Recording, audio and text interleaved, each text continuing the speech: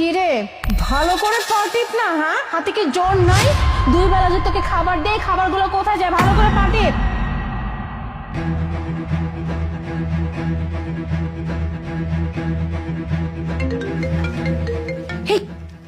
আলিফ call করলো এখন। শোন, তোর ভাই কল দিছেন, একদম চুপ থাকবি, তোর ভাই যেন কোনো আওয়াজ না পায় তোর। হ্যালো, কেমন আছো? এই তো আমি ভালো আছি, তুমি কেমন আছো? ভালো। আচ্ছা, নদী কেমন আছে? কোথায়? নদী নদী তো ভীষণ ভালো আছে, কারণ তোমার বোনকে তো আমি অনেক ভালো রাখি, তুমি জানো না সেটা। আর ও ও হচ্ছে এই তো মাত্র কোচিং থেকে আসলো। বুঝতে পারছি। আমাকে একটু ওর সাথে কথা বলা দাও না। কি বলতেছো? ওকে দিব মানে?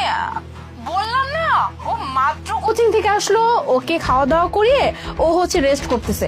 এখন আমি যদি ওকে ডেকে ফেলি তাহলে ওর ঘুমটা ভেঙে যাবে না, আর ঘুমটা ভেঙে গেলে তো তোমার বোনের শরীরটা খারাপ হয়ে যাবে।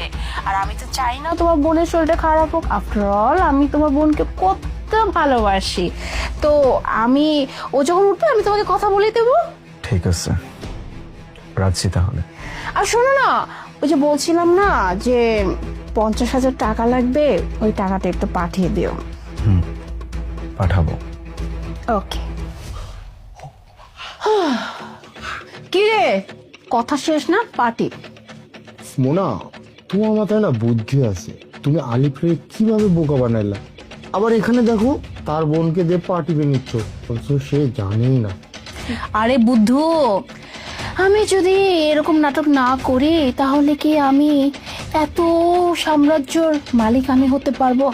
আলিফকে তো বিয়ে করছি শুধুমাত্র টাকার জন্য।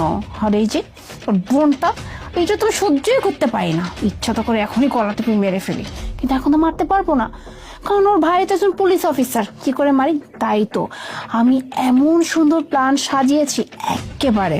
ব্যাস, আমার প্ল্যান মোতাবেক প্রথমে আমি আলিফকে মারবো, তারপরে ওর বোনটাকে জ্যান্ত মেরে একেবারে এই সব কিছুর মালিক আমি হব। তারপর তোমাকে নিয়ে সোজা আমেরিকা চলে যাব।